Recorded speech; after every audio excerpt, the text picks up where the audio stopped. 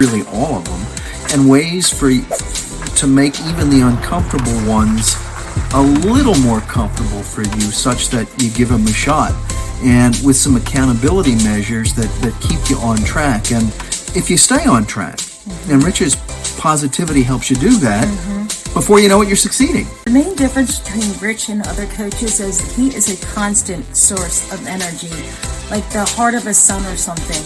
Rich says, I did it, I'm doing it, and you can do it too.